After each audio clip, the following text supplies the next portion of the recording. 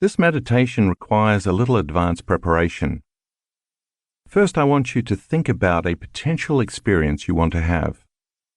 Remember that just like the electron before it collapses into matter, the experience already exists as an energy or a frequency in the quantum field.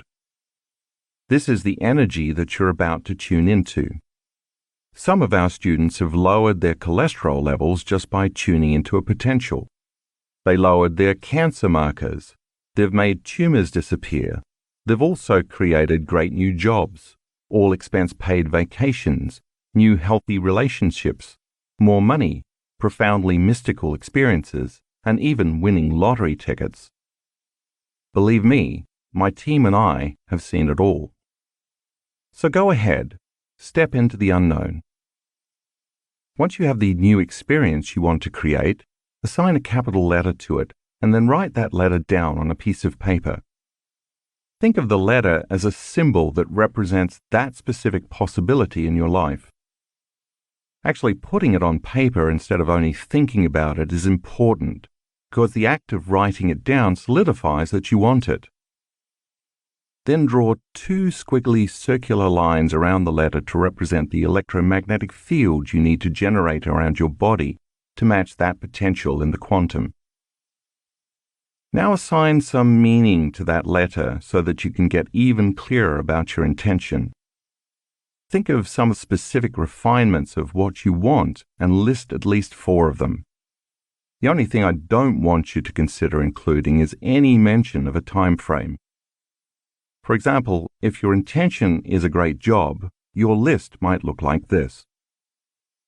Making $50,000 a year more than I'm making now. Managing my own team of awesome professionals. Traveling all over the world on a generous expense account. Having exceptional health benefits and great stock options. Making a difference in the world. Now on that same piece of paper, write down the emotions you will feel when that imagined potential happens. You might write, empowered, unlimited, grateful, free, in awe, in love with life, joyful, worthy. Whatever it is for you, write it down. And if you think you won't know how it's going to feel because you haven't experienced it yet, then try gratitude. That works really well. Gratitude is a powerful emotion to use for manifesting because normally we feel gratitude after we receive something. So the emotional signature of gratitude means it has already happened. When you are thankful or you feel appreciation, you are in the ultimate state to receive. When you embrace gratitude, your body, as the unconscious mind, will begin to believe it is in that future reality in the present moment. These various emotions you just listed are the energy that is going to carry your intent. This is not an intellectual process. It is a visceral one. You have to really feel those emotions. You have to teach your body emotionally what that future is going to feel like before it happens. And you have to do that in the present moment. Now you're ready for the meditation. You can purchase the Tuning into New Potential CD or MP3 download from drjoedispenza.com and follow along as I guide you, or you can choose to do the meditation on your own. Tuning into New Potentials Meditation. Start by resting your attention in different parts of your body as well as the space around those parts of your body. You will learn more about doing this and why it's important in the next chapter, but for now, it's enough to know that focusing on the space around your body helps change your brainwaves, moving you from an incoherent beta brainwave pattern to a coherent alpha and theta brainwave pattern. Become aware of the infinite, vast space way out behind your eyes in this eternal black space. The space in the center of your head. The space between the back of your throat and the back of your head, and then beyond your head in space. Then move to becoming aware of the space in the center of your throat, the space beyond your throat and around your neck, the space in the center of your chest, the space around your body, the space behind your navel, and finally the space around your hips in this endless black void. With each of these, take your time and feel it. Become aware of it and stay present with it.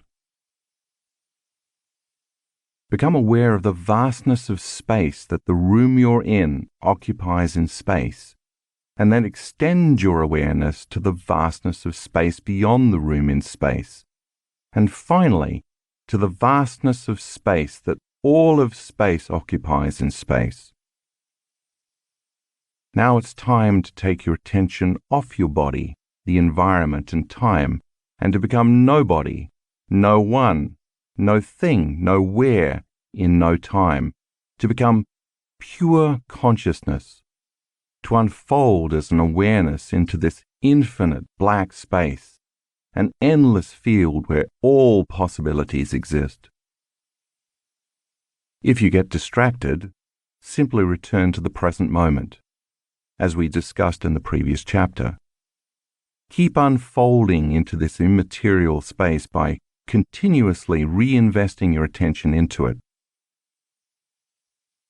Think about the potential that already exists in the quantum field that you want to tune into by remembering your ladder.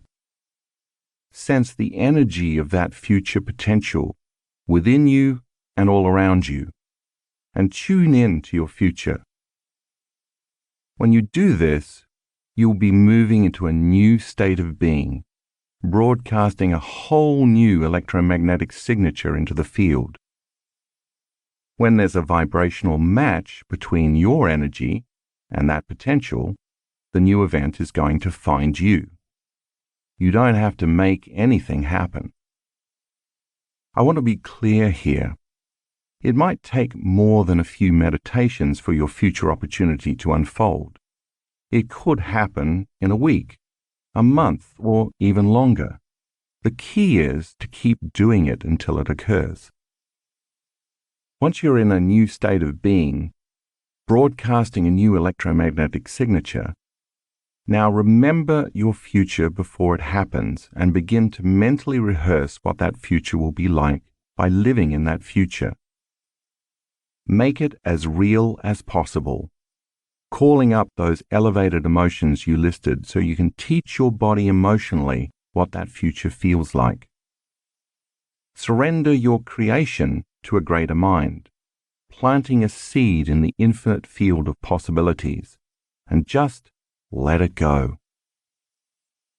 Finally, bless your body with a new mind. Bless your life.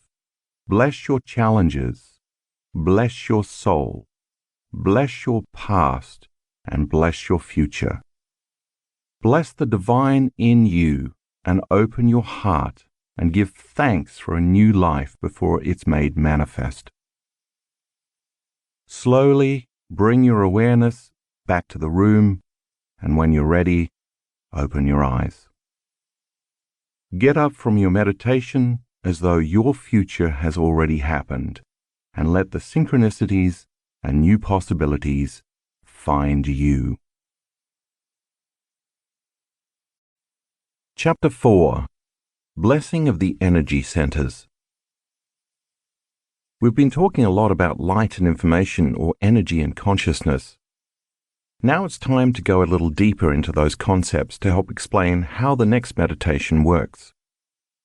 As you already understand, everything in our known universe is made up of, or emits either light and information, or energy and consciousness, which are other ways of describing electromagnetic energy.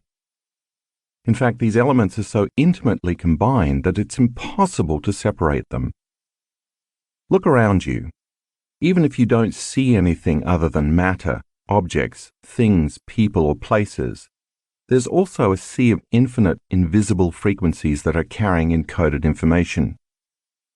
That means not only that your body is made up of light and information, of energy and consciousness, but also that you as a conscious being with a body are made of gravitationally organized light packed with information that is continuously sending and receiving various frequencies, all carrying different signals, just like a radio or a cell phone. All frequency, of course, carries information. Think about radio waves for a moment. There are radio waves moving through the room you're sitting in right now. If you turned a radio on, you could tune it to a specific wavelength or signal, and then a little transducer in the radio would pick up that signal and turn it into sound that you could hear and understand as your favorite song, the news, or even a commercial. Just because you can't see the radio waves in the air doesn't mean they aren't there, carrying distinct information on a specific frequency all the time. If you change the frequency a small degree and tune into another station, a different message will be carried on that wavelength. Take a look at figure 4.1a, which shows the entire light spectrum and demonstrates all the electromagnetic frequencies that we know of. The visible light spectrum, where we perceive the various array of colors present in this world we live in, makes up less than 1% of all the frequencies of light that exist. That means that the majority of frequencies are beyond our perception, and therefore most of our known reality in this universe cannot be experienced by our senses. So aside from our ability to perceive light being absorbed or reflected off objects and things, the truth is that we are able to perceive only a very small spectrum of reality. There's a lot of other information available to us besides what we can see with our physical eyes. Remember that when I refer to light, I am talking about all light, which includes the entire spectrum of electromagnetic frequencies, seen and unseen, and not just visible light. For example, even though we don't see X-rays, they still exist. We know this because we as human beings have the ability to create X-rays, and we can also measure them. In fact, an infinite number of frequencies exist within the spectrum of X-ray light. X-rays are a faster frequency than the visible light we see, and therefore have more energy, because again, the faster a frequency is, the higher its energy. Matter by itself is the densest of frequencies because it's the slowest and the most condensed form of light and information. Take a look at figure 4.1b. Move your eyes along the horizontal line running through the waves, hills, and valleys, starting at the letter A, and then moving to B, and then to C. Each time you arrive at the next letter, you have just traveled a full cycle, which is referred to as a wavelength. So the distance between letters A and B is one wavelength. The frequency of a wave refers to the number of wavelengths or cycles produced in 1 second, which is measured in hertz. Therefore, the faster the frequency of a wave, the shorter its wavelength. The converse is also true. The slower the frequency, the longer the wavelength. Figure 4.1c. For example, light in the infrared frequency band has a slower frequency than light in the ultraviolet light frequency band. So the wavelengths for infrared light are longer, and the wavelengths for ultraviolet light are shorter. Here's another example, this time from within the visible light spectrum. The color red has a slower frequency, 450 cycles per second, than the color blue, about 650 cycles per second. Therefore, the wavelength of red is longer than the wavelength of blue. Throughout history, people have made several different attempts to photograph and measure fields of light.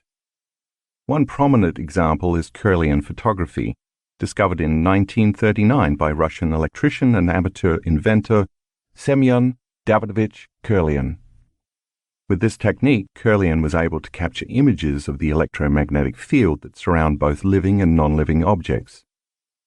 He found that by putting a sheet of photographic film on a metal plate, placing an object on top of the film, and applying a high voltage current to the metal plate, an image of the electrical discharge between the object and the plate would show up on the film, appearing like a glowing silhouette of light around whatever was being photographed.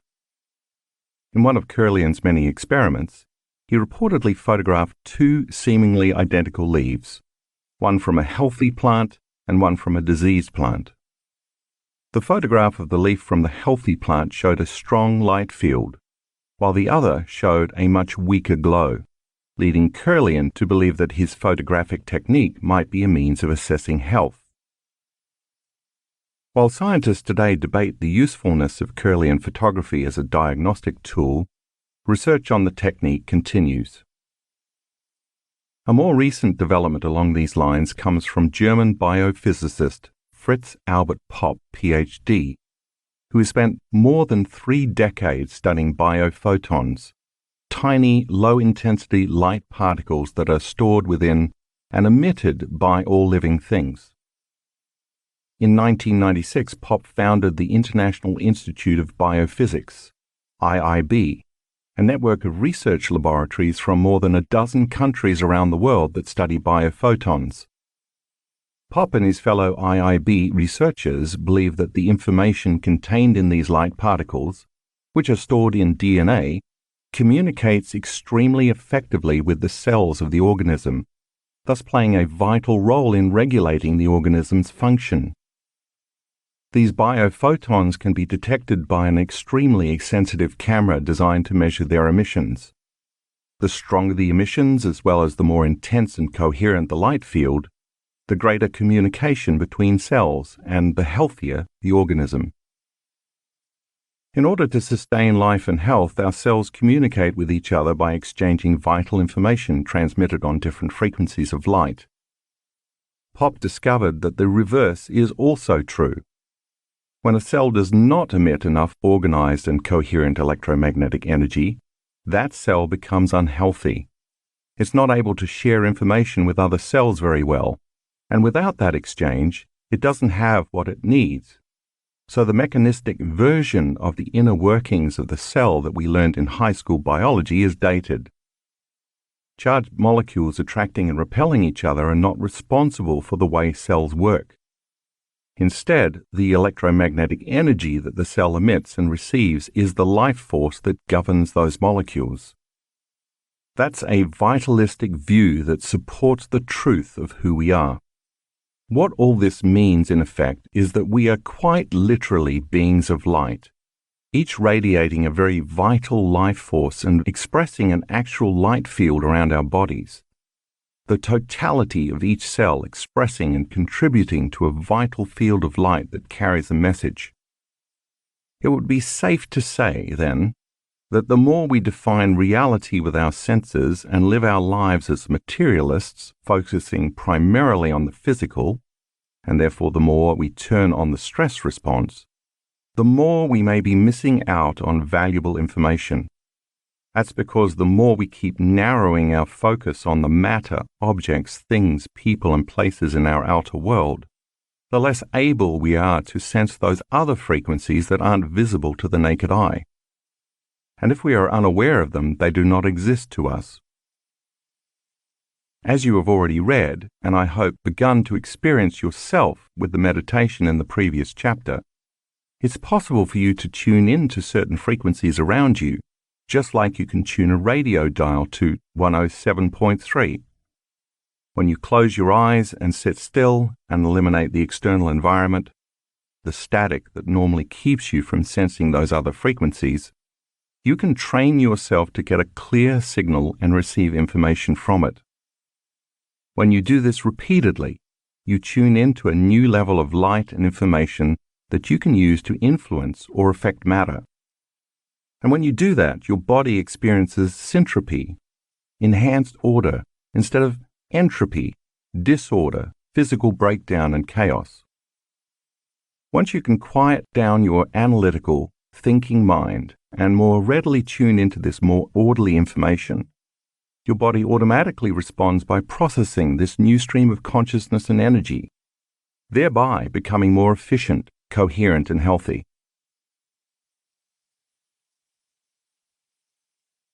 Convergent and divergent focus.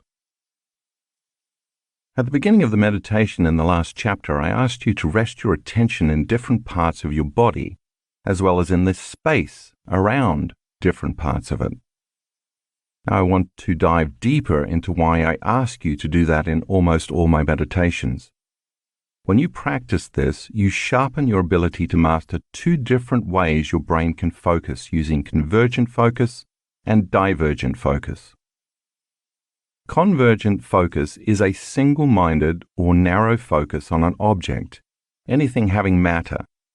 That's the kind of focus you're displaying in my meditations when you rest your attention on a specific place in your body. It's the same kind of focus you use when you pay attention to objects in your environment. Typically, when you go to pick up a glass, call or text somebody, or tie your shoe, you use narrow focus. The majority of the time that you're in narrow focus, you're focusing on objects or things, matter, and people or places in the outer world, mostly things that have 3 dimensions. Remember our previous discussion about living in survival mode with the hormones of stress continually pumping through our bodies, helping us stay at the ready to fight or flee?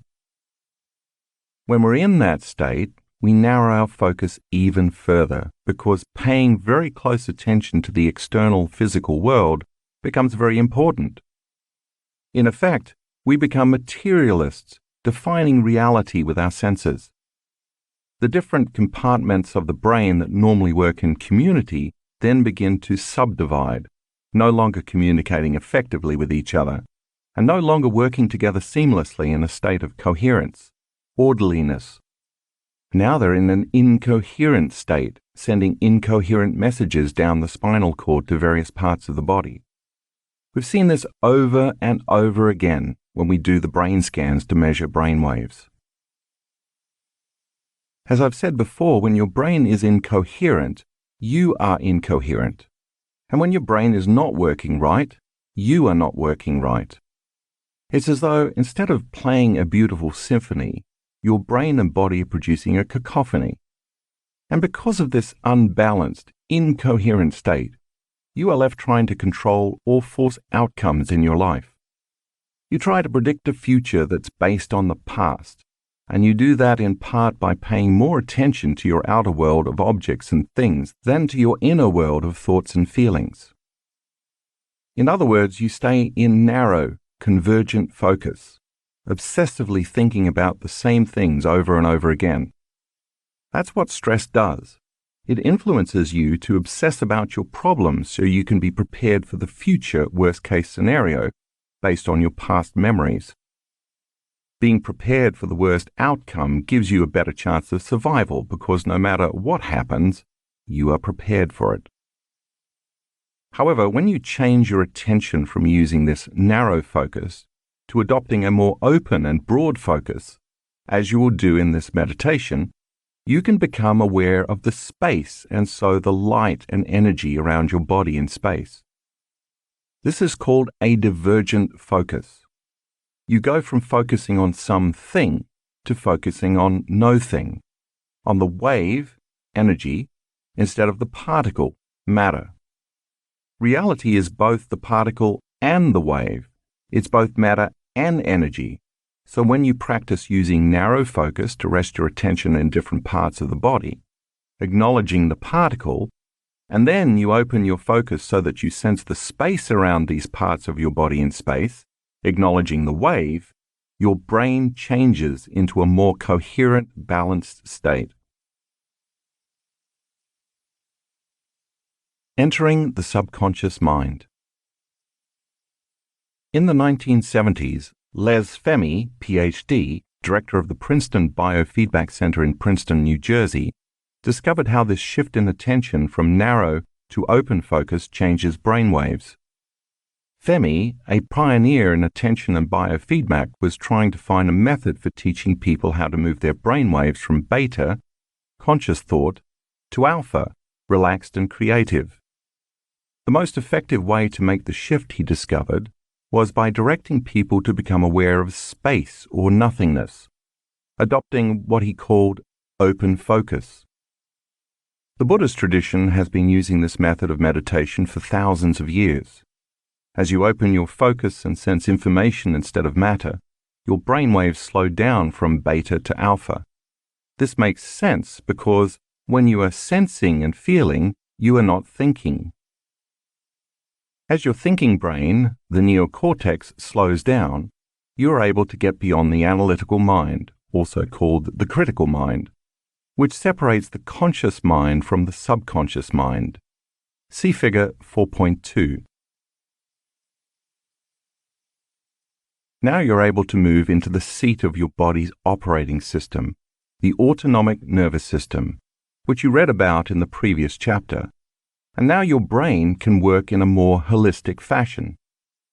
As you do the blessing of the energy centers meditation I will teach you later on in this chapter, you'll place your attention in each of your body's energy centers, also referred to as chakras, meaning wheels, in ancient East Indian Vedic texts, and then you'll open your focus.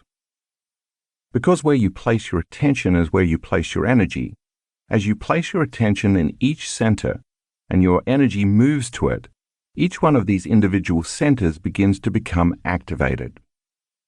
It's no mystery that if you have a sexual fantasy in your mind and brain, for example, as energy moves into that center of your body, it's going to become activated in a very specific way. And when it does, organs, tissues, chemicals, hormones, and nervous tissue are all going to respond. If you're hungry and you're thinking about what you're going to eat, it's no coincidence that your digestive juices turn on. You salivate and your body prepares for the experience of eating dinner because energy is activating that area. If you're thinking about telling your boss off or arguing with your daughter, you secrete adrenaline ahead of the actual confrontation. In each of these cases, the thought you're thinking becomes the experience.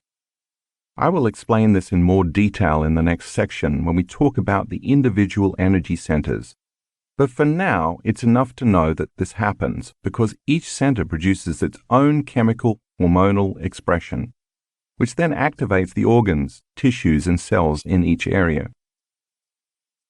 So imagine what would begin to happen if you were able to slow your brainwaves down in a meditation and get into the operating system of each of these energy centers by placing your attention in the space around each center, opening your focus. Each of these centers would then become more orderly and more coherent, which would signal neurons to create a new level of mind and activate the organs, tissues, and cells of that region, producing each center's own hormones and chemical messengers. And if you did this repeatedly over time, you would begin to affect real physical change. In the community of students who do this work, people have healed themselves of chronic bladder infections, prostate problems, impotence, diverticulitis, Crohn's disease, food allergies and sensitivities like celiac disease, ovarian tumors, elevated liver enzymes, acid reflux, heart palpitations, arrhythmias, asthma, lung conditions, back problems, thyroid conditions, throat cancer, neck pain, chronic migraine, headaches, brain tumors, and more. We've seen all kinds of improvements in people from doing this particular meditation, sometimes even after the very first time they do it. Those dramatic healings were possible because students were able to epigenetically change the expression of their DNA, switching some of their genes on and others off, changing how those genes express proteins in their physical bodies, as you learned in Chapter 2. How your body's energy centers work. We're about to take a closer look at each of the body's energy centers. But first I want to explain a bit more about how they work. Think of each of them as an individual center of information. Each has its own specific energy that carries a corresponding level of consciousness, its own emission of light expressing very specific information, or its own frequency carrying a certain message. Each also has its own individual glands, its own unique hormones, its own chemistry, and its own individual plexus of neurons. Think of these individual clusters of neurological networks as mini brains. And if each one of those centers has its own individual brain, then each also has its own individual mind. Take a look at figure 4.3, which lists the location of each center, as well as the anatomy and physiology that are associated with each. As you learned in the second chapter, when consciousness activates neurological tissue, it creates mind. Mind is the brain in action. So if each one of these energy centers has a plexus of neurons, then each has its own individual mind. Or better said, each center has a mind of its own. What activates the mind is energy with a directive and intention, a conscious intent. When each of these centers becomes activated, it in turn activates hormones, tissues, chemicals, and cellular functions, and it emits energy. For example, when your first center, the seat of your reproductive glands, is activated with energy, its mind has a very specific agenda and intention. When you as a conscious being have a thought or a fantasy, that's consciousness, by the way, acting on neurological tissue. The next thing you know, your body is physiologically changing, and therefore so is your energy. Your body secretes chemicals and hormones from those corresponding glands to emotionally prepare you for intercourse. You have more energy in that center now, and it's releasing its own specific frequency carrying an intentional message. That energy carrying the conscious intention is activating that reproductive center, and the mind in the brain is influencing the mind in the body at the level of its individual nerve plexus. This mind located in that specific area of the body, through this mini-brain, operates on the subconscious level through the autonomic nervous system. It's beyond your conscious control. We could say that the body is now following the mind as the mini-brain in that energy center activates the related glands, which in turn activate corresponding hormones that signal the appropriate chemicals to change the body's emotional state and physiology. And then you are emitting a very clear energy carrying a specific directive out of that center. We have all felt that kind of energy from a very sexual person. Once the energy is moving through that neurological tissue or plexus of neurons, it creates mind at that level. So when it's activated, that center has a mind of its own. The second center also has its own mind, and when we activate its mini-brain, and thus its mind, we trust our gut. And the same sequence of events happens in this center as we just saw in the first energy center, but with different corresponding neurocircuitry, hormones, chemicals, emotions, energy, and information. In fact, this area has been called the second brain, because of the hundreds of millions of neurons and neural connections here, more than exist in either the spinal cord or in the peripheral nervous system. In fact, 95% of the feel-good hormone serotonin in your body is found not in your brain, but in your bowels. So trusting our gut literally means trusting our instincts. It's almost as if our body and this center's brain can override our analytical, rational thinking brain and mind. How about your heart center? What happens when you lead with your heart? Like the first two centers, this fourth center, located in the middle of the chest, has its own frequency, its own hormones, its own chemicals, its own emotions, and its own mini-brain that draws from a field of energy and information that surrounds it. And when you lead with your heart, you tend to be more caring, kind, inspired, selfless, compassionate, giving, grateful, trusting, and patient. When this mini-brain gets that information, it sends instructions and messages to the organs and tissues that are located in that part of the body, and you emit loving energy from this specific center of information. Now let's look at each of these energy centers in more detail. Some of the centers will overlap a bit in function, but for the most part, if you know even just a little about the body, they are pretty self-explanatory. You can review figure 4.3 again if you need to. Getting better acquainted with the energy centers. The first energy center governs the region of your sex organs, including your perineum, your pelvic floor, the glands that are connected to your vagina or penis, your prostate if you're a man, your bladder, your lower bowel, and your anus. This energy center has to do with reproduction and procreation, elimination, sexuality, and sexual identity. The hormones estrogen and progesterone in women and testosterone in men are correlated with this center. This energy center is also associated with the inferior mesenteric nerve plexus. A tremendous amount of creative energy exists in this first center. Think about the amount of energy used to make life and create a baby. When this center is in balance, your creative energy flows easily, and you are also grounded in your sexual identity. The second energy center is behind and slightly below your navel.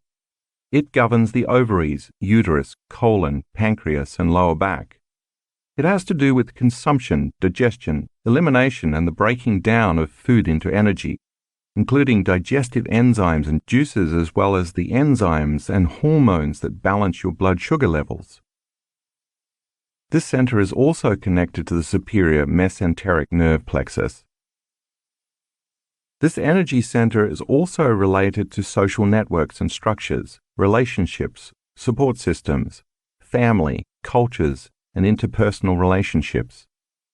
Think about it as the center for holding on or letting go, consuming or eliminating. When this center is in balance, you feel safe and secure both in your environment and in the world. The third energy center is located in the pit of your gut. It governs the stomach, small intestine, spleen, liver, gallbladder, adrenal glands, and kidneys. The associated hormones include adrenaline and cortisol, the kidney hormones, and chemicals like renin and angiotensin, erythropoietin, and all the liver enzymes, as well as the stomach enzymes like pepsin, trypsin, chymotrypsin, and hydrochloric acid. This energy center is also related to the solar plexus, which is also called the celiac plexus. This center is associated with our will, power, self-importance, control, drive, aggression, and dominance. It is the center of competitive action and of personal power, self-esteem, and directed intention. When the third center is in balance, you use your will and your drive to overcome your environment and the conditions in your life. Unlike the second center, this center becomes naturally activated when you perceive that your environment is not safe or is unpredictable, so you must protect and take care of your tribe and yourself. The third center is also active when you want something and you need to use your body to get it. The fourth energy center is located in the space behind your breastbone. It governs the heart, lungs, and thymus gland, the body's main immunity gland known as the fountain of youth. The hormones associated with this center include growth hormone and oxytocin, as well as a cascade of 1,400 different chemicals that stimulate the immune system's health via the thymus gland, responsible for growth, repair, and regeneration of the body. The nerve plexus this center governs is the heart plexus. The first three centers are all about survival and reflect our animal nature or our humanity. But in this fourth energy center, we are moving from being selfish to being selfless. This center is associated with the emotions of love and caring, nurturing, compassion, gratitude, thankfulness, appreciation, kindness, inspiration, selflessness, wholeness, and trust. It is where our divinity originates. It is the seat of the soul. When the fourth center is in balance, we care about others and we want to work in cooperation for the greatest good of the community. We feel a genuine love for life. We feel whole and we are satisfied with who we are. The fifth energy center is located in the center of your throat. It governs the thyroid, parathyroid, the salivary glands, and the tissues of the neck. The hormones associated with this center include the thyroid hormones T3 and T4, thyroxine, the parathyroid chemicals that govern the body's metabolism and circulating calcium levels. The nerve plexus this center governs is the thyroid plexus. This center is associated with expressing the love you felt in the fourth center, as well as speaking your truth and personally empowering your reality through language and sound. When the fifth center is balanced, you voice your present truth, which includes expressing your love. You feel so pleased with yourself and with life that you just have to share your thoughts and feelings. The sixth energy center is located in the space between the back of your throat and the back of your head. If that's too complicated to picture, just think of it as the center of your brain slightly toward the back of your head. It governs the pineal gland, which is a sacred gland.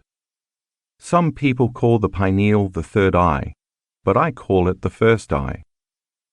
It's associated with the door to higher dimensions and shifting your perception so you can see beyond the veil or see reality in a non-linear way. When this center is opened, it's like a radio antenna you can use to tune into higher frequencies beyond the five senses. This is where the alchemist in you awakens.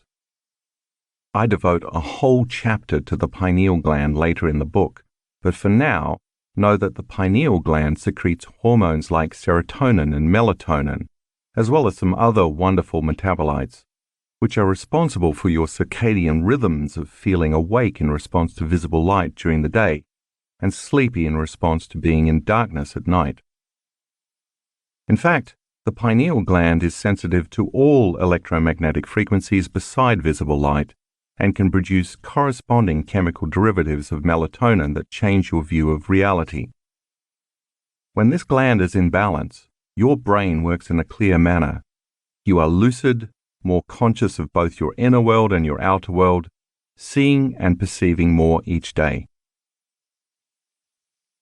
The seventh energy center is located in the center of your head and includes the pituitary gland. This gland has been called the master gland because it governs and creates harmony in a downward cascade from this center of your brain to your pineal gland, your thyroid gland, your thymus gland, your adrenal glands, your pancreatic gland, and all the way to your sexual glands. This is the center of the body where you experience your greatest expression of divinity. This is where your divinity, your highest level of consciousness, originates. When this gland is in balance, you are in harmony with all things. The eighth energy center is located about 16 inches, 40 centimeters above the head, so it is the only energy center that is not associated with an area of the physical body. The Egyptians called it the Ka. It represents your connection to the cosmos, to the universe, to the whole. When this center becomes activated, you feel worthy to receive, and that opens you up to insights, epiphanies, deep understandings, and creative downloads of frequency and information that come into your physical body and brain not from memories stored in your nervous system, but from the cosmos, the universe, the unified field, or whatever you want to call that power that is greater than our individual selves. We access the data and memory of the quantum field through this center. Evolving our energy. Now that I have described each of these energy centers in detail, let's take a more dynamic look at how they can work. Certainly, our bodies are designed to use energy in each of the centers, as I have outlined. But what happens when we do more with our energy than just survive? What happens when instead of releasing all our energy outward to procreate, to digest food, to run from danger, and so on, we begin to consistently evolve some of that energy upward from one center to the next, increasing its frequency as it ascends? Here's what that would look like. We start out by channeling our creative energy from the first center. When we feel safe and secure enough to create, that creative energy evolves, ascending and flowing into the second center. When we have to master some limitation or overcome some condition in our environment, we're able to put the creative energy to good use, and then it will flow to the third center, the seat of our will and power. When we successfully transcend the adversity in our life, which has challenged us to grow and overcome, we have the opportunity to feel more whole, more free, and more satisfied, and we're then able to feel genuine love for self and others as the energy flows through and activates the fourth center. When that happens, we then want to express our present truth, what we've learned or the love or wholeness we feel, and that allows the energy to then move through and turn on our fifth center. After this, when the evolution of energy activates the sixth center, dormant areas of the brain open so that the veil of illusion is lifted, and we perceive a broader spectrum of reality than we ever saw before. We then begin to feel enlightened. The body moves more into harmony and balance, and our external environment, including the natural world surrounding us, also moves into more harmony and balance as the energy ascends in activating the seventh center. Once we feel that enlightened energy, we begin to truly feel worthy, and the energy can finally rise to activate the eighth center, where we receive the fruits of our efforts, visions, dreams, insights, manifestations, and knowingness that come not from anywhere within our minds and bodies as memories, but from a greater power in and around us. This continuous flow of evolving energy from our first center to our eighth center is illustrated in figure 4.4a. That's the kind of personal evolution that happens when the energy flows consistently, the ideal. What all too often happens, however, is that the events of our lives and the way we react to them cause our energy to get stuck, so that it doesn't flow in this magnificent pattern I just outlined. The places in your body where the energy gets stuck are the energy centers associated with the issues you're dealing with. Figure 4.4b depicts what happens when the energy gets stuck and can't flow to the higher centers. If, for example, a person has been sexually abused or has been conditioned since childhood to think that sex is bad, their energy can stay stuck in the first center, the center associated with sexuality, and they may have problems accessing creativity. If, on the other hand, a person can access their creative energy, but doesn't necessarily feel safe enough to use their creativity in the world, instead feeling victimized by their social and interpersonal relationships, or if they have been traumatized or betrayed by another person, they might hold on to that energy in their second center. Such a person would be likely to feel excessive amounts of guilt, shame, suffering, low self-esteem, or fear. Now, if a person can get their energy flowing up to the third center, but they have ego issues and they feel self-important, self-absorbed, controlling, domineering, angry, overly competitive, and bitter, then their energy gets stuck in the third center, and they may have control issues or motivation issues. If a person cannot open their heart and feel love and trust, or if they are afraid to express love or how they truthfully feel, energy can also become frozen in the fourth and fifth centers respectively. While energy can get stuck in any of the energy centers, these first three centers are where it tends to get stuck most often. And when it's stuck, it can't evolve and flow in the seamless current described earlier, which switches on the higher energy centers where we're in love with life and want to give back.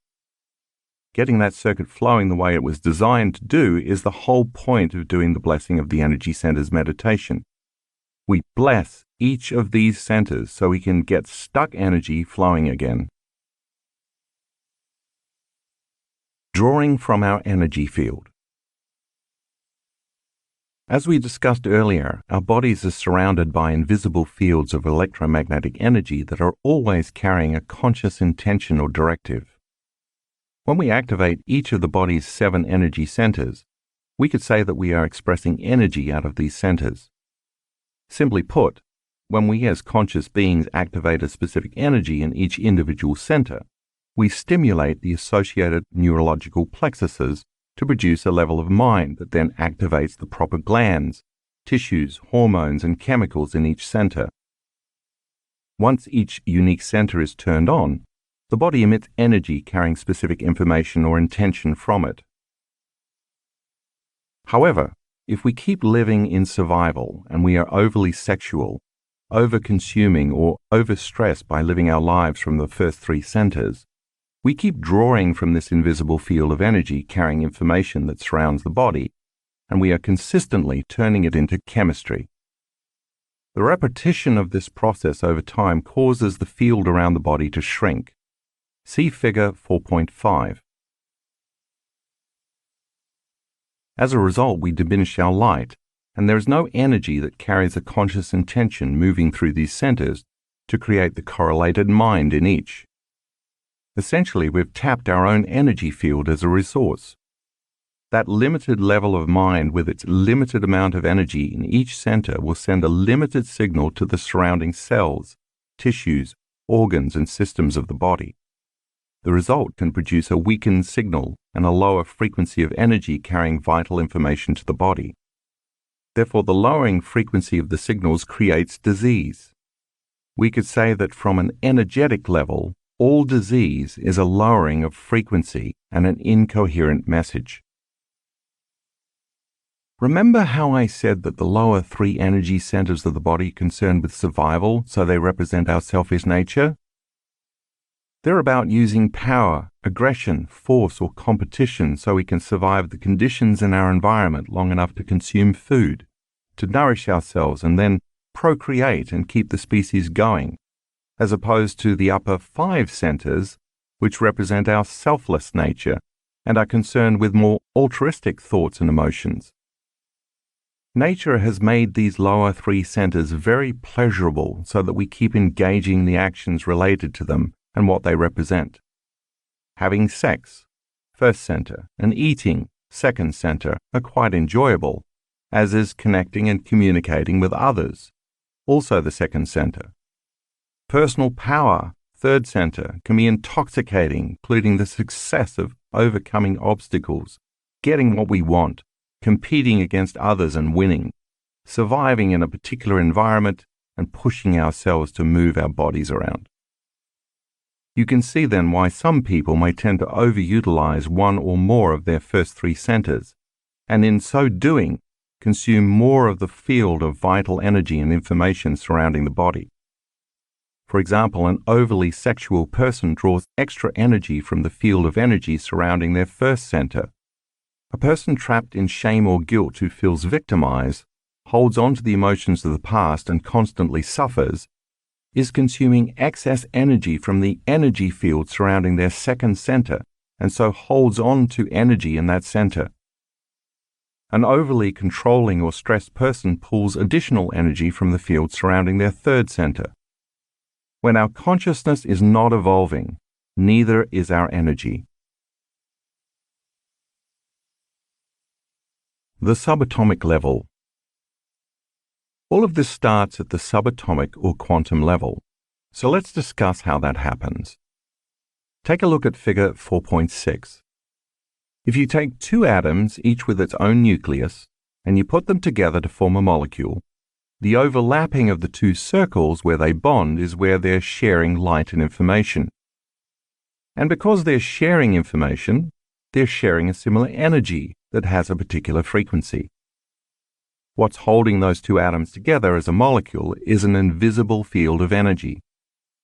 Once these atoms join to form a molecule and exchange information, they will have different physical properties and characteristics, such as a different density, a different boiling point, and a different atomic weight, to name a few, than when they were sitting side by side separated. It's important to note that what is giving the molecule its specific properties, as well as holding it into form and structure, into matter, is the invisible field of energy that is surrounding matter. Molecules could not bond without sharing information and energy. If you add another atom, you form yet another different molecule that again has different physical properties and characteristics, and a different atomic structure. And if you keep adding more and more atoms, you form a chemical, and there's an invisible field of energy around that chemical that's holding it together in physical form, giving life to that chemical. Those atomic forces are real and measurable. If you take enough chemicals and you put them together, you're going to ultimately form a cell. And the cell also has an invisible field of energy surrounding it and giving life to the cell. The cell is actually feeding off different frequencies of light. It's not molecules and positive or negative charges that are instructing the cell to do what it does. According to the new field of biology called quantum information biology, it's the biophotons we discussed earlier and their patterns of light and frequency that the cell emits and receives that gives the instructions. The healthier the cell, the more coherent the biophotons it emits. If you remember from what you learned so far, coherence is an orderly expression of frequency. The exchange of information via electromagnetic frequencies of light between the cell and this field of energy surrounding it happens faster than the speed of light, which means it happens on the quantum level. To continue, if you put a group of cells together, you form a tissue, and that tissue has an invisible field of unifying coherent frequency and energy that causes all those individual cells to work together in harmony, functioning as a community. If you take that tissue and further develop it into a more specialized function, you form an organ, and an organ also has an invisible field of electromagnetic energy. That organ literally receives information from this invisible energy field. In fact, the memory of the organ actually exists in the field. The way this can affect transplant patients is fascinating. Probably the most famous example is the story of Claire Sylvia, who wrote a book called A Change of Heart about her experiences after receiving a heart and lung transplant in 1988. All she knew at the time was that her new organs came from an 18-year-old male donor who had died in a motorcycle accident. After the transplant, the 47-year-old professional dancer and choreographer developed cravings for chicken nuggets, French fries, beer, green peppers, and Snickers bars, none of which were foods she had enjoyed before. Her personality also changed. She became more assertive, more confident. Her teenaged daughter even teased her about developing a man's gait. When Sylvia eventually tracked down the family of her donor, she discovered the foods she had craved after the transplant were indeed the young man's favorites. That vital information was stored in the light field of the organ. The most dramatic story illustrating this involves an 8-year-old girl who, after receiving a heart transplant from a 10-year-old girl, began having vivid nightmares about being murdered. The donor had indeed been murdered, and the perpetrator had not been caught. The patient's mother took her to a psychiatrist who was convinced that the girl was dreaming about events that had actually occurred. They contacted the police, who opened an investigation using the girl's detailed account of the murder, including information on the time and place of the crime, the weapon, the physical characteristics of the criminal, and the clothing the murderer was wearing. The killer was identified, arrested, and convicted. So in these cases, that information in the energy field surrounding the transplanted organ changed the expression of the energy field of the individual once the person had a transplant. It's different light and different information mixing with the transplant patient's pre-existing field. The recipient can pick up on that information as memory in the field, and it influences their mind and their body. The energy, holding specific information, is influencing matter. Then when you group organs together, you form a system, such as the musculoskeletal, cardiovascular, digestive, reproductive, endocrine, lymphatic, nervous, and immune systems, to name a few. These systems function by drawing information from the invisible field of energy and consciousness that surrounds them. And when you put all the systems together, you form a body that also has an invisible field of electromagnetic energy surrounding it. And that vital electromagnetic field of light is who we really are. Now back to the hormones of stress. As I mentioned earlier, when you're in survival mode and you're drawing too much from this invisible field of energy to turn it into chemistry in your physical body, whether you're oversexed, overeating, overstressed, or all at once, this energetic field around your body diminishes. That means there's not enough energy or light surrounding the body to give the proper instructions to matter for homeostasis, growth, and repair. When that occurs, these individual centers no longer receive, process, or express energy, and they no longer produce a healthy neurological mind to send the necessary signals to the associated parts of the body where these centers innovate. Since that energy with a conscious intent moving through or activating neurological tissue creates mind, the energy centers diminish in the expression of the minds to regulate the cells, tissues, organs, and systems of the body because there's no energy moving through them. The body begins to function more like a piece of matter without the proper coherent energy of light and information. Those mini brains become incoherent, just as our brain becomes incoherent. In addition, when the brain is incoherent and compartmentalized because of the hormones of stress, that incoherent brain then sends a very incoherent message, like static on a radio, down the central nervous system to each of the plexuses of neurons that have to do with communicating with the body. And when these mini brains receive incoherent messages, then they send an incoherent message through the organs, tissues, and cells in each area of the body that's related to each one of these centers.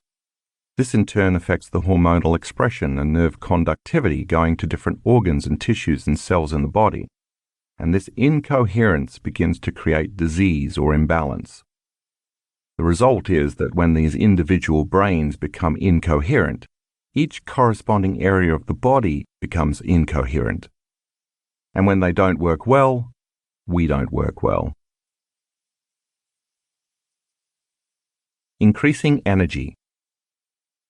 In the Blessing of the Energy Centers meditation, when you learn how to rest your attention in each of these centers and become aware of the space around them, you create coherence in each of these little brains in the same manner as you create coherence in the big brain between your ears. And as you acknowledge the particle, matter, by resting your attention in your perineum for the first center, or in the space behind your belly button for the second center, or in the pit of your gut for the third center, or in the center of your chest for the fourth center, and so on, you're anchoring your attention in that center. And where you place your attention is where you place your energy. Then you'll move to placing your attention in or opening your focus to the space around each of those centers, tuning in to the energy beyond that center. And as you do this, it's vitally important that you move into a state of elevated emotion, such as love or gratitude or joy.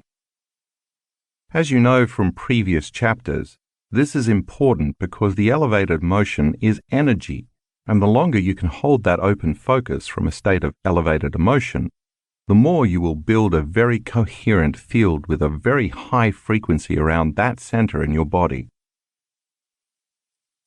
Once you build that coherent field around a center, that center has a coherent energy with the right instructions to draw from.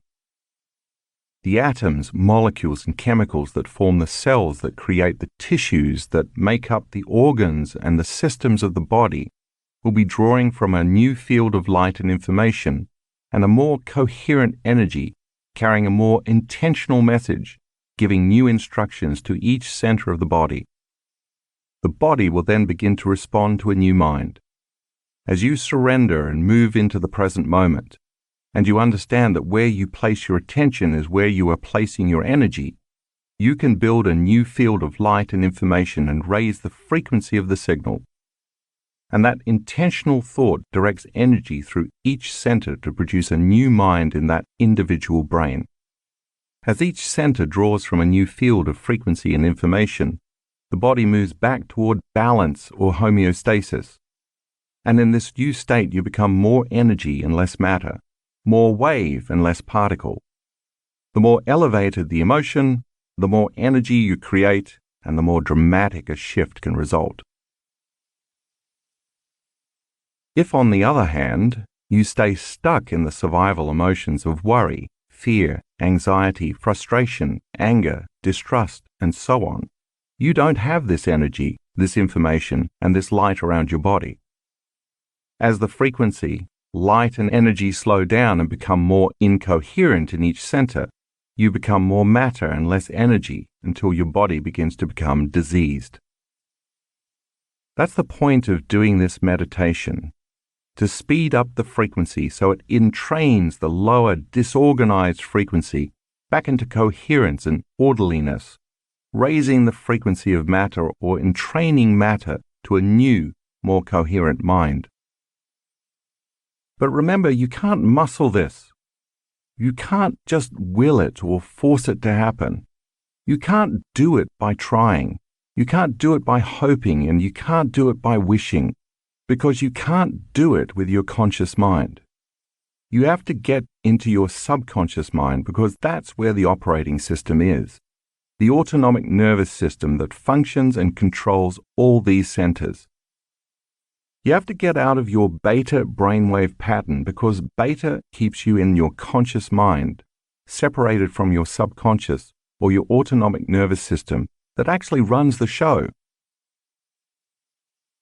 The deeper you go in meditation, from beta brainwaves to alpha brainwaves, and then even to theta brainwaves, the half-awake, half-asleep state of deeper meditation, the slower your frequency and the more access you have to the operating system. So in the blessing of the energy centers meditation, your job is to slow your brainwaves down and combine an elevated emotion with an intent to bless each energy center for the greatest good, loving them into life, and then surrender and allow your autonomic nervous system to take over, because it already knows how to do that without any help from your conscious mind. You're not thinking, you're not visualizing, and you're not analyzing. You're doing something that may at first seem much more difficult. You're planting a seed of information and letting go, allowing it to take the instructions and energy and use them to create more balance and order in your body. We've actually measured how effectively our students can use this meditation to both increase the energy in each of their energy centers and achieve balance among the centers. To do this, we use the gas discharge visualization device that you read about in a previous chapter to take measurements of participants' energy fields both before and after they do the blessing of the energy centers meditation. The GDV technology uses a specialized camera to take images of a subject's finger, while a weak and totally painless electrical current is applied to the fingertip for less than a millisecond. The body responds to the current by discharging an electron cloud made up of photons. While the discharge is not visible to the naked eye, the GDV device's camera can capture it and translate it into a digital computer file. Then a software program called BioWell uses the data to create an image like the one you see in graphic 4 in the color insert. Graphics 4A to 4D show how balanced or imbalanced the subject's energy centers are, both before and after meditation. The BioWell software uses the same GDV data to estimate the frequency of each energy center and compare it to the norm. Balanced energy centers would appear in perfect alignment, while imbalanced centers would make an off-center pattern. The size of the circle representing each energy center shows whether its energy center is less than, equal to, or greater than average, and by how much. The left side of each example in graphic 4 shows the measurements of the subject's energy centers taken before we started our workshop, while the right side shows the measurements taken a few days later. Now look at graphics 5A to 5D. The left side of this figure shows the measurements of the energy field around each student's entire body before we started the event, while the right side shows the measurement of the field around the whole body afterward. We have also used the GDV device to measure how this meditation, as well as any of the other meditations in this book, enhances the energy field surrounding the entire body. As you'll soon read in the instructions at the beginning of the meditation, I repeatedly ask you to place your attention not only on various parts of your body, but also on the space around those parts of your body, and then, at the end of the meditation, on the space around your entire body. As you've learned, where you place your attention is where you place your energy. So if you are putting your focus on this space, that's naturally where your energy is going to go. In doing this, you're using your attention, awareness, and energy to build and enhance the field of light and information surrounding your body. This, in turn, creates order and syntropy instead of disorder and entropy. Now you are more coherent energy and less matter, and you have your own enhanced field of light and information that you can draw from to create.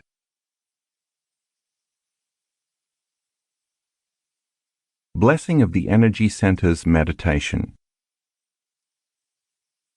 This meditation has become one of the most popular meditations among our students and has created an impressive number of supernatural results.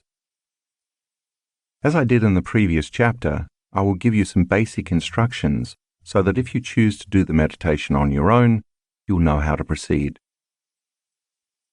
Begin by placing your attention in the first energy center, and then move to opening up your attention to the space around this center.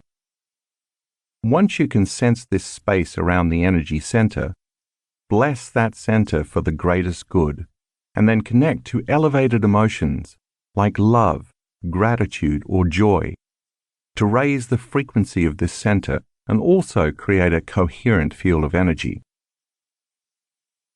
Do this for each of the 7 energy centers in the body, and when you come to the 8th center, a place about 16 inches above your head, bless this center with gratitude or appreciation or thankfulness, because gratitude is the ultimate state of receivership.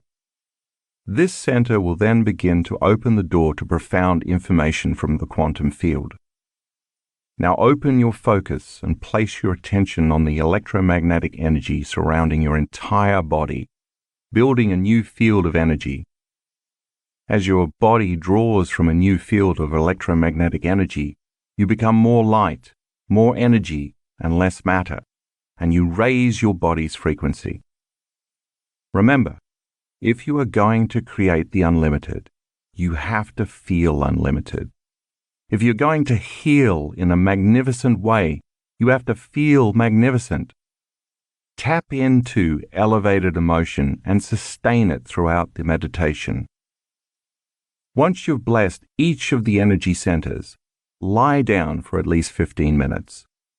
Relax, surrender, and let your autonomic nervous system take the orders and integrate all this information into your body. Chapter 5. Reconditioning the Body to a New Mind. In this chapter, we're going to discuss how to do a breathing technique we use before we start many of our meditations. I'm going to explain it in detail here because understanding how this works is vital to your ability to truly change your energy and free your body from the past. As you'll see, the proper use of the breath is one of the keys to becoming supernatural. To get all the benefits of this technique, your knowledge of what you will be doing and why you will be doing it will serve as the foundation for the experience, and so will make the how easier for you, not to mention making the technique more effective. Once you understand the physiology of how this particular breath works, you'll be able to assign meaning to the activity, put more attention behind it, do it properly, and experience all the benefits of using breath to pull the mind out of the body, and then recondition your body to a new mind.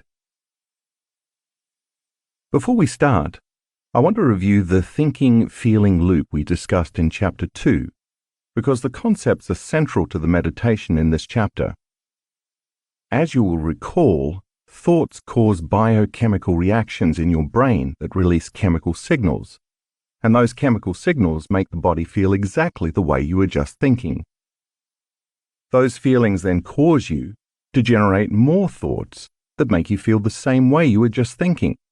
So your thoughts drive your feelings, and your feelings drive your thoughts. And eventually, this loop hardwires your brain into the same patterns, which conditions your body into the past. And because emotions are a record of past experiences, if you can't think greater than how you feel, this thinking-feeling loop keeps you anchored to your past and creates a constant state of being. This is how the body becomes the mind, or, in time, how your thoughts run you and your feelings own you. So once your body becomes the mind of that emotion, your body is literally in the past. And since your body is your unconscious mind, it is so objective that it does not know the difference between the experience in your life that creates the emotion and the emotion you are creating by thought alone. Once you are caught in this thinking-feeling loop, the body believes it is living in the same past experience, 24 hours a day, 7 days a week, 365 days a year. The body believes it's in the same past experience because to the body, the emotion is literally the experience. Let's say you've had a few difficult experiences in your life that have branded you emotionally, and you've never got over the fear, bitterness, frustration, and resentment those experiences engendered. So every time you have an experience in your external environment that is similar in some way to what happened previously, the experience triggers you, and you feel the same emotions that you did at the time of the first event. Once you feel the same emotion you felt 30 years ago when the event initially occurred, it's quite possible that you will behave in the same way you did at that time, because those emotions are driving your conscious or unconscious thoughts and behaviors. Now those emotions have become so familiar to you that you believe that's who you are. By the time you are in your mid-30s, if you keep thinking, acting, and feeling the same way without changing anything about yourself, the majority of who you are becomes a memorized set of automatic thoughts, reflexive emotional reactions, unconscious habits and behaviors, subconscious beliefs and perceptions, and routine familiar attitudes. In fact, 95% of who we are as adults is so habituated through repetition that the body has been programmed to be the mind, and the body, not the conscious mind, is running the show. That means that only about 5% of who we are is conscious, and the remaining 95% is a subconscious body-mind program. So in order to create something significantly different in our lives, we must find a way to pull the mind out of the body and change our state of being, which is exactly what the meditation I will teach you at the end of this chapter is designed to do. How energy gets stored in the body. Now let's look at how the thinking-feeling loop works in relation to the body's energy centers, especially the first three, the survival centers where it causes the most problems. That's because most people's thoughts and feelings activate those energy centers. As you'll remember from the previous chapter, each of the body's energy centers has its own individual energy, information, glands, hormones, chemistry, and neurocircuitry, and its own individual mini-brain or mind. Or really, each has a mind of its own. These mini-brains become programmed in the body to operate subconsciously through the autonomic nervous system. In this way, each center has its own energy and corresponding level of consciousness, and each is associated with specific emotions corresponding to that center. So let's say you think a thought such as, "My boss is unfair." Figure 5.1 depicts how thinking that thought turns on a neurological network in your brain. Then you have another thought, "I'm underpaid," and you turn on a second neurological network. Then you think, "I'm overworked," and now you're off to the races. Because mind is the brain in action, if you keep thinking more thoughts along the same lines, and you activate enough networks of neurons firing in tandem, in a specific sequence, pattern, and combination, you produce a level of mind which then creates an internal representation or an image of yourself in your brain's frontal lobe. That's where you can make your internal thoughts more real than your outer environment. In this case, you'll see yourself as an angry person. If you accept, believe, and surrender to that idea, that concept, or that image without any analysis, the neurotransmitters, chemical messages that send information between neurons in your brain that produce that level of mind, begin to influence neuropeptides, which are the chemical messengers created by the autonomic nervous system within the limbic brain. Think of neuropeptides as molecules of emotion. Those neuropeptides signal hormonal centers, in this case, turning on the adrenal glands in the third energy center. As the adrenal glands release their hormones, you're feeling pretty ticked off. And you broadcast a specific energy signature through the third energy center that in effect carries the message, "Send me another reason to feel the way I'm already feeling. Send me another reason to feel angry." As this center becomes activated, it produces a specific frequency that carries a particular message. Your brain monitors your chemical state, and the moment you feel angry, it's going to think more corresponding thoughts equal to how you feel. "My boss is such a jerk. I should quit my job. What an idiot driver. My coworker stole my idea. I'm right and everyone else is wrong." It fires and wires similar circuits in the same way over and over again. And if you turn on enough of those circuits, you keep producing that same level of mind. This reaffirms your identity with the same image in your forebrain. And then the limbic brain creates more of the same neuropeptides, which then signal the same hormones from your third energy center, and you start to feel even more angry and frustrated, which then influences you to think more of the same corresponding thoughts. The cycle can go on for decades, whether what you're thinking is justified or not, and then the redundancy of that cycle hardwires the brain into a certain pattern, in this case, the pattern of anger, and repeatedly conditions the body emotionally into the past.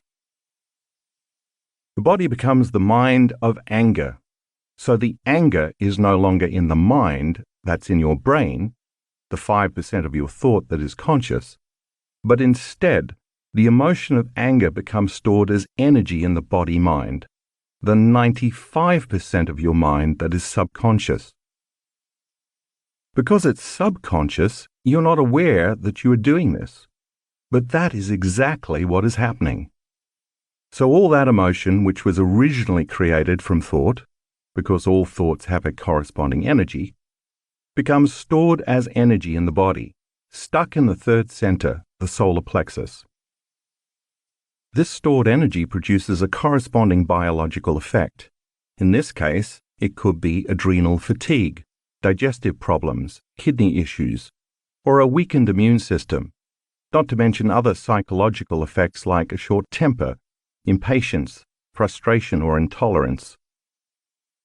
Over the years, you keep producing the same thoughts that keep signaling the same feelings, and you continue hardwiring your brain into this very finite pattern.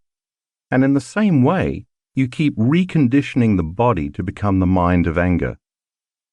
Thus, an enormous amount of your creative energy is stored in the body's third energy center as anger, bitterness, frustration, intolerance, impatience, control, or hatred. What if, instead of feeling angry, you start having thoughts that make you feel victimized or guilty? Life is too hard. I'm a bad parent. I shouldn't have been so rude. Did I do something wrong? If you take a look at figure 5.2, you'll see that the same thing happens. Thinking those thoughts turns on a different network of neurons in your brain. If you fire and wire enough of those networks, you produce a different level of mind, and the brain creates the internal image of yourself that reaffirms your identity, in this case, as a guilty person. You start thinking, God's going to punish me. Nobody loves me. I'm worthless.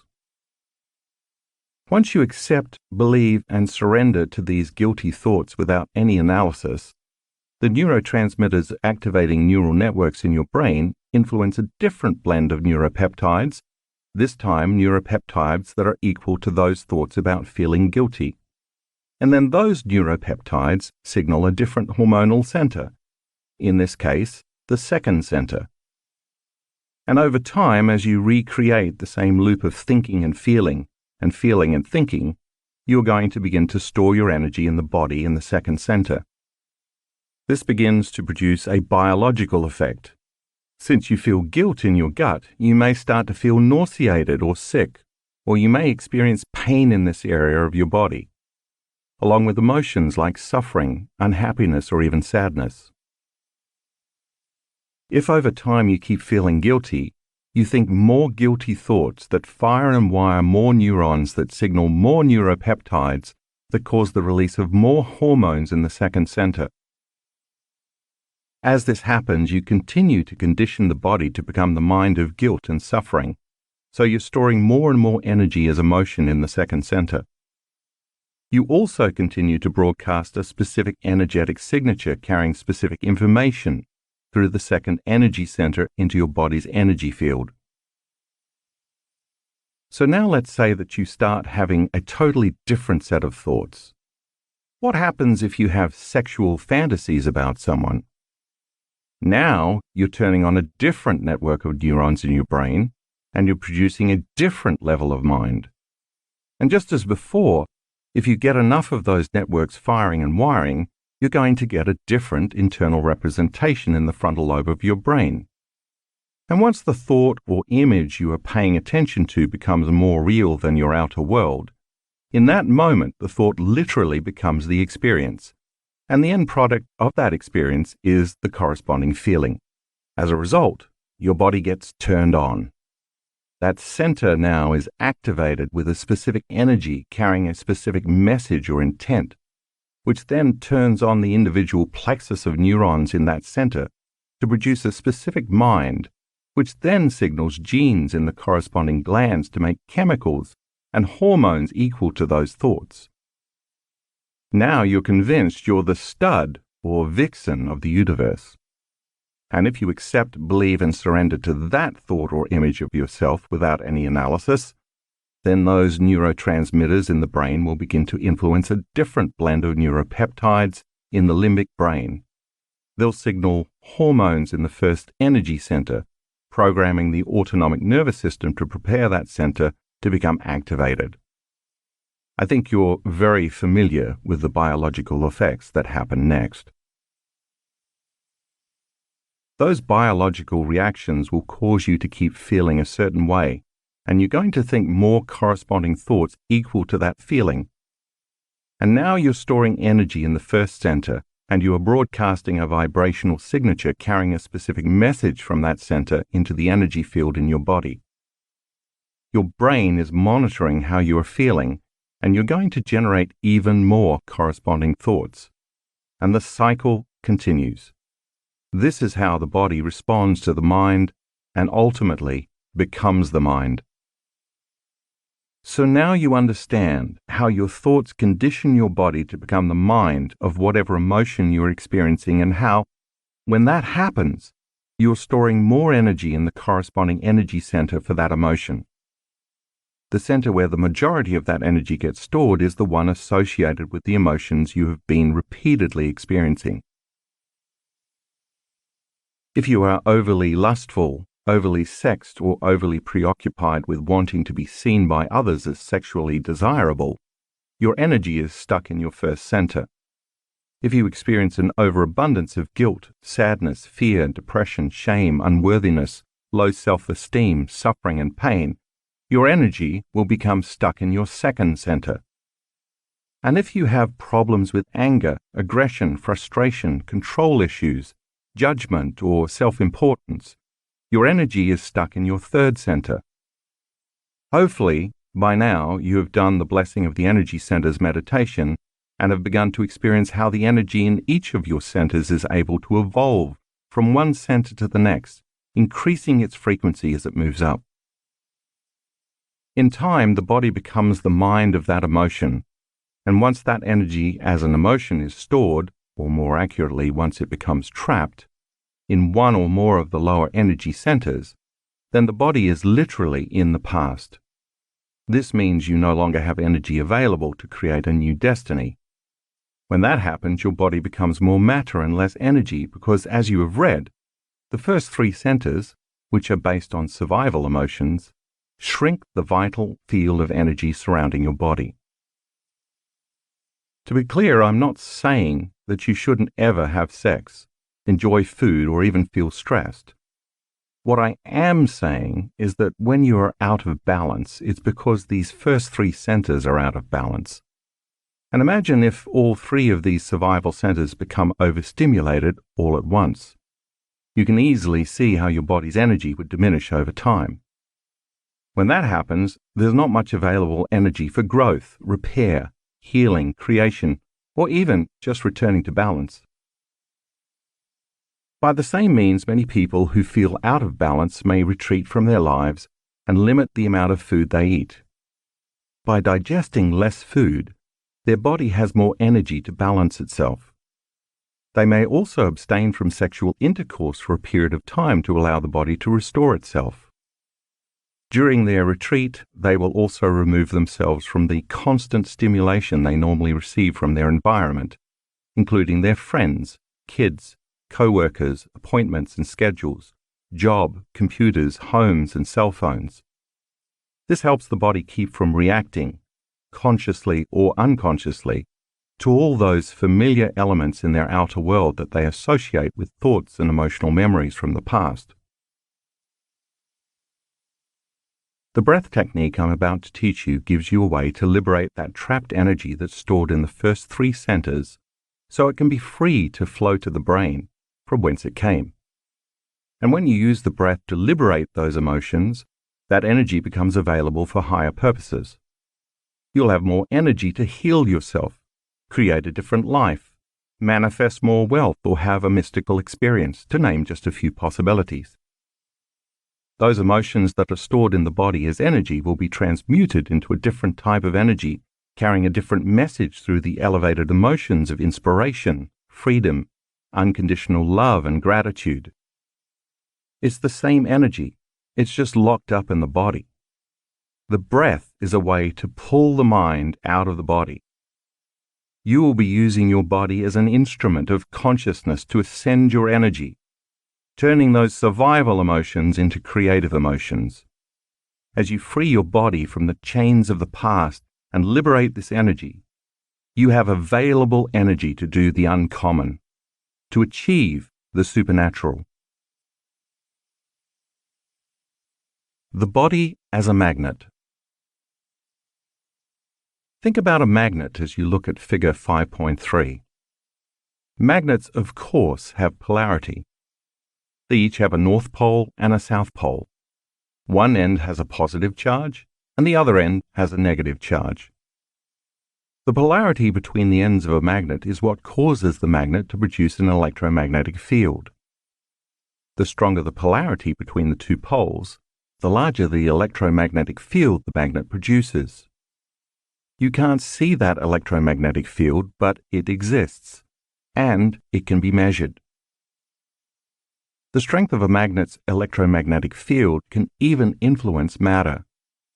If you were to take tiny metal shavings and lay them on a piece of paper, put another piece of paper over the first piece of paper, and then set a magnet on top of that second piece of paper, those metal shavings would organize themselves within the magnet's electromagnetic field.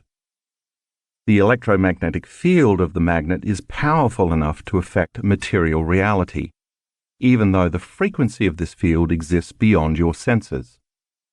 Figure 5.4 illustrates this.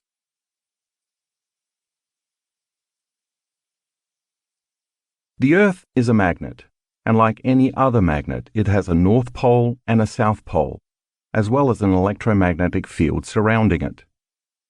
While this field itself is invisible, we're all familiar with one amazing way to see that it exists.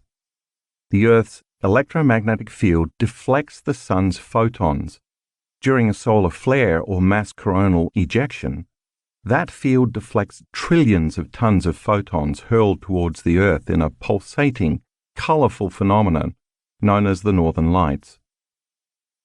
Your body is also a magnet. Ancient cultures, especially Asian cultures, have known this for thousands of years. Your North Pole is your mind and brain, and your South Pole is your body at the base of your spine. When you're living by the hormones of stress, the emotions of survival, or when you're overutilizing the other two survival energy centers, you are constantly drawing energy from this invisible field. The energy then no longer flows through the body because the body, in survival mode, is pulling the energy from the field and storing it in the body, specifically in the first three energy centers. This is what happens when the thinking-feeling loop we talked about earlier is activated. If this goes on long enough, the body won't have any electrical charge running through it at all, and without an electrical charge, it can't create the field of electromagnetic energy that normally surrounds it. When that happens, the body is no longer like a magnet. Now it's like a piece of ordinary metal, a magnet that's lost its charge. As you can see in figure 5.5, the body then becomes more matter and less energy, or more particle and less wave. Of course, if there were a way to get this energy that's stored in the first three centers moving again, the current would resume flowing and the body would recreate the electromagnetic field. The breath does just that. It gives us a way to pull the mind out of the body and to move all that stored energy from the first three centers up the spine to the brain, restoring the electromagnetic field surrounding the body. Once that happens, we can use that energy for things other than survival. Let's take a look at the way our physical bodies are constructed so we can understand what makes that possible. Take a look at figure 5.6. You have a bone at the base of your spine called your sacrum that looks like an upside-down triangle with a plateau on the top. On the top of that flat surface sits the spinal column, which extends all the way up to your skull. Inside that closed system is the central nervous system, which is made up of the brain and the spinal cord. The spinal cord is actually an extension of your brain. The skull and the spinal column protect this most delicate system. The central nervous system is one of your body's most important systems because it controls and coordinates all the other systems in the body. Without the aid of the central nervous system, you couldn't digest your food. You couldn't void your bladder. You couldn't move your body and your heart couldn't beat. You couldn't even blink your eyes without the nervous system. So you can think of the nervous system as the electrical wiring that runs the machine of your body.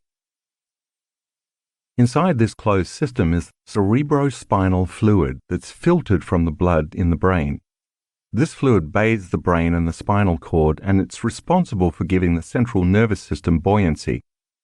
It acts as a cushion to protect the brain and spinal cord from trauma, and it flows in various rivers and paths that transport nutrients and chemicals to different parts of the nervous system all over the body. By its very nature, this fluid acts as a conduit to enhance electrical charges in the nervous system. Now let's go back to your sacrum. Every time you inhale, that sacrum bone flexes back slightly, and every time you exhale, it flexes forward just a little bit. This is an extremely subtle movement, too subtle for you to notice even if you try, but it happens. And at the same time you inhale, the sutures of your skull, the joints between the individual plates of your skull, which fit together like pieces of a puzzle and give the skull a degree of flexibility, open up just slightly, and as you exhale, they close back up. Again, this is extremely subtle. You can't feel it happening.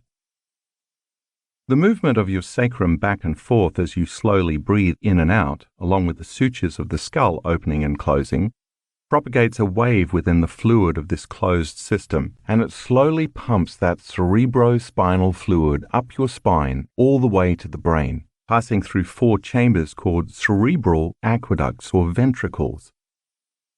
If you were to tag one molecule of cerebrospinal fluid and follow it from the base of your spine all the way up to your brain and then all the way back down to your sacrum, you'd see that it would take 12 hours to make a complete circuit. So in essence, you flush your brain twice a day. Check out figure 5.7 to see what that looks like.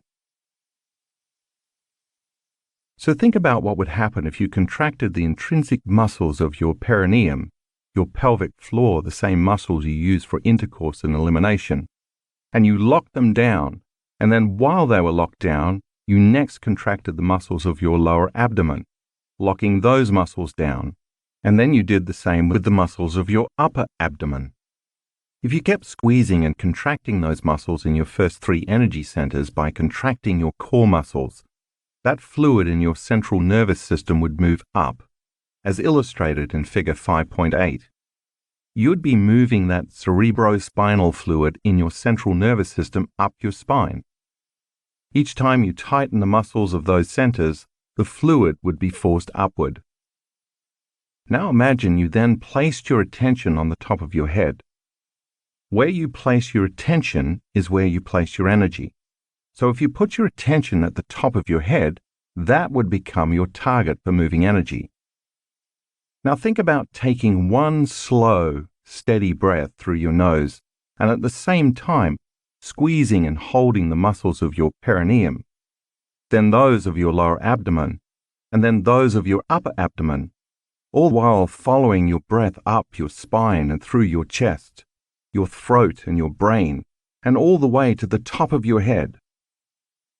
Imagine that when you get to the top of your head, you hold your breath as you keep squeezing.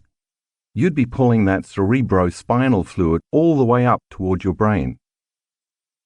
That's significant because cerebrospinal fluid is made up of proteins and salts in solution, and the moment proteins and salts dissolve in solution, they become charged. If you take a charged molecule and accelerate it, as you would if you pulled that molecule up your spine, you create an inductance field.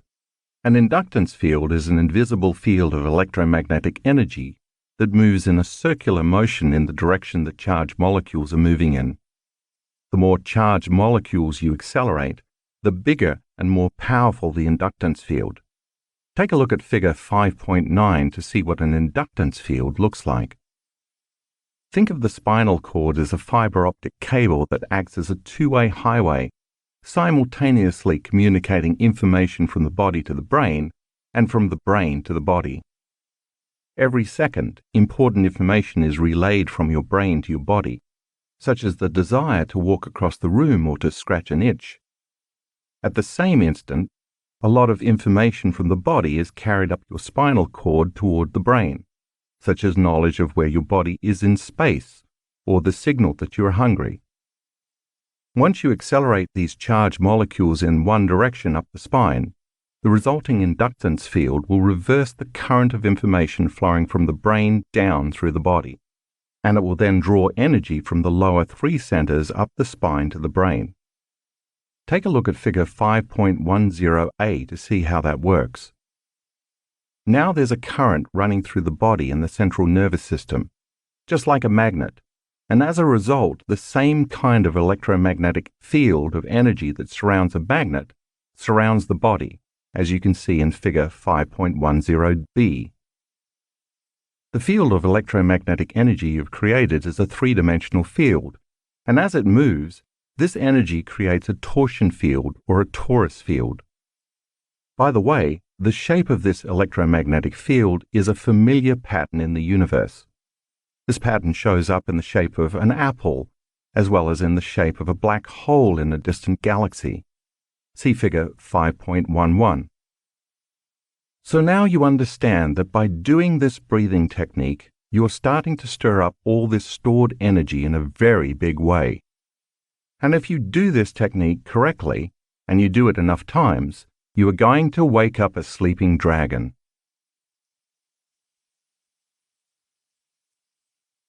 Evolving the energy to the brain. Once this energy becomes activated, the sympathetic nervous system, a subsystem of your autonomic nervous system, that arouses the brain and body in response to a threat in your outer environment, turns on, and energy begins to move up from the body's lower 3 energy centers to the brain. But instead of the body being aroused because of some external condition, you are turning on the sympathetic nervous system by passionately engaging the breath from within. As the sympathetic nervous system starts to merge with the parasympathetic nervous system, another subset of your autonomic nervous system that relaxes your brain and body, such as after a big meal, it is as if traveling energy from the lower centers is ejaculated into the brain. When this energy reaches the brainstem, a gate called the thalamic gate opens up, and all that energy is permitted to enter the brain. Once this energy that was initially stored in the body enters the brain produces gamma brainwave patterns. We've recorded many students producing gamma brainwaves during this breathing technique. Gamma brainwaves, which I call superconsciousness, are notable not only because they produce the highest amount of energy of all the brainwaves, but also because that energy comes from within the body instead of being released in reaction to a stimulus in the environment, the outer world.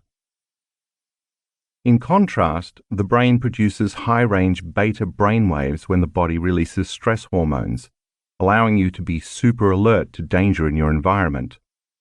In beta, the outer world seems more real than your inner world.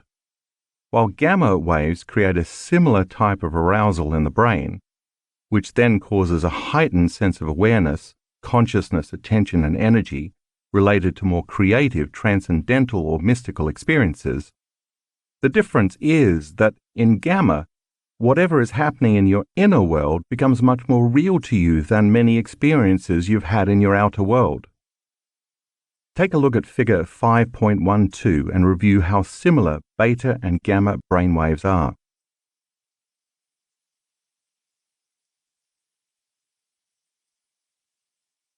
Many of our students who do this breath technique produce significant high beta brainwaves on their way to the gamma range, the highest frequency brainwaves, or they may simply stay in these very high-level beta states. We're finding that being in the highest levels of beta can also signal that the person is paying more attention to their inner world than their outer world. In addition to seeing more energy in the brain after this breathing technique, we have also repeatedly observed more significant amounts of brain coherence. Take a look at graphics 6A and 6B in the color insert. You can see 2 students who have done the breath successfully. They have very high-frequency beta brainwaves that transition to gamma brainwaves. Notice the high amplitudes of their brainwaves in gamma. The higher the amplitudes, the higher the energy in their brains. The students demonstrate 160 and 260 standard deviations above typical gamma brainwaves. To give you a reference, 3 standard deviations above normal is usually considered high. In graphics 6A, 4, you can also witness much more brain coherence after the breath. The red patterns in the brain show extremely high amounts of brain coherence in every measured brainwave state.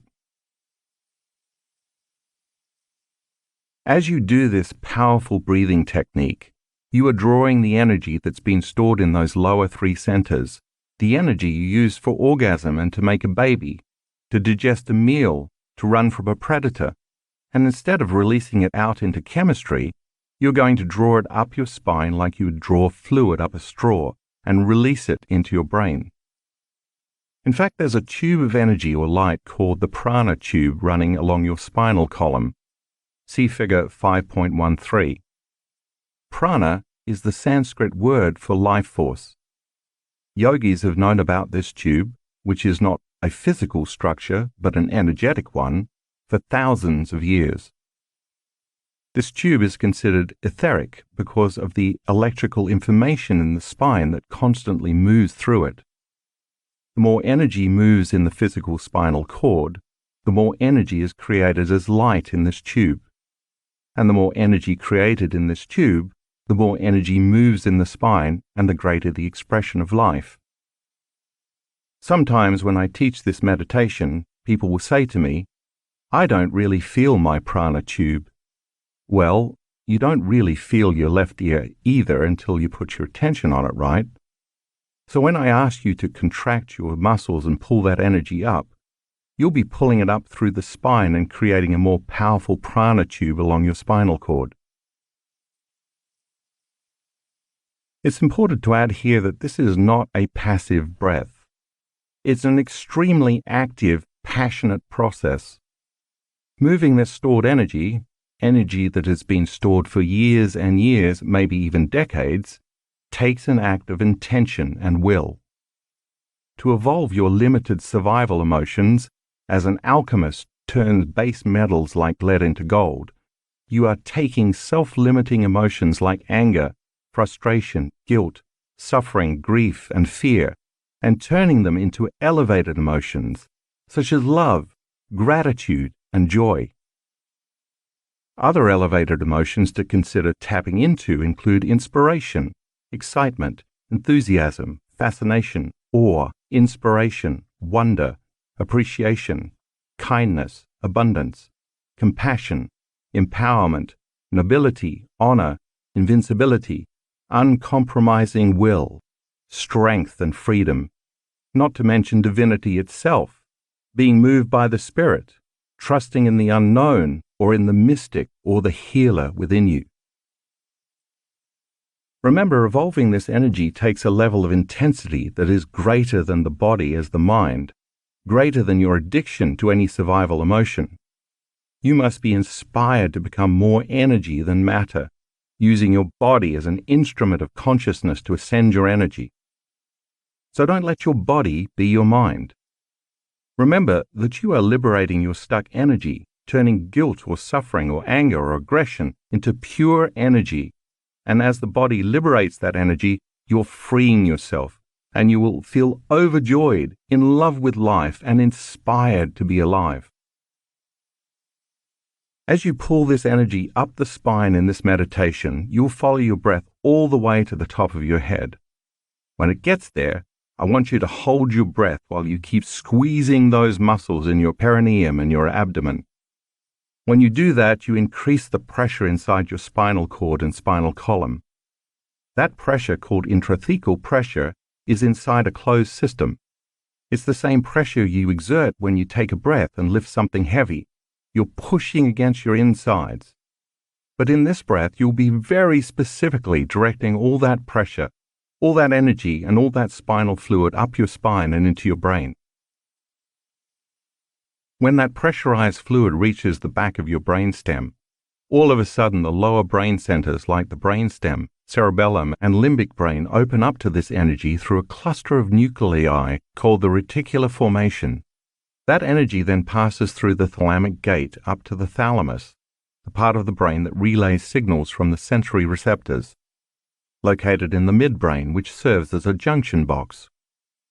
Next, all of that stored energy moves directly into your higher brain center, the neocortex. That's when gamma waves begin to occur. When the energy reaches the thalamus, it is also relayed to the pineal gland, and something amazing happens.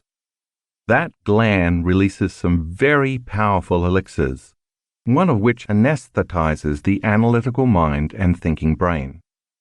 See Figure 5.14, which shows the thalamus, the reticular formation, the thalamic gate, and the moment of energy hitting the higher brain centers. We'll talk more about the pineal gland in a later chapter, but for right now, know that when that happens, it's like an orgasm in your head. This is a very powerful energy that is being called the movement of the Kundalini. I personally don't like to use that word because it may conjure up opinions or beliefs from a limited understanding of this energy.